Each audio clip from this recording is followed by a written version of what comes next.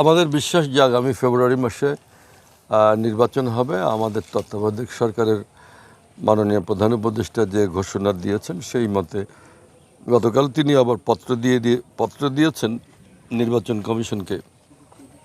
তো সুতরাং আমাদের বিশ্বাস যা কিছু সামনের দিকে এগোচ্ছে তাতে আমরা নিশ্চিত যে আগামী ফেব্রুয়ারিতে একটা জাতীয় সংসদ নির্বাচন হবে। এই নির্বাচনটা আমাদের দীর্ঘদিনের কামনা, কারণ দীর্ঘকাল আওয়ামী ফ্যাসিবাদ শেখ হাসিনার ফ্যাসিজমের কারণে এই দেশে মানুষ তাদের ভোটাধিকার প্রয়োগ করতে পারেনি। গণতান্ত্রিক সমস্ত বিধি ব্যবস্থা কোনো কিছুই কিন্তু রাষ্ট্রে ছিল না। সুতরাং আজকে একটা সময় এসছে নতুন করে মানুষের মৌলিক অধিকার ফিরে পাবার, একই সঙ্গে একটা নতুন রাষ্ট্র বিনির্মাণের।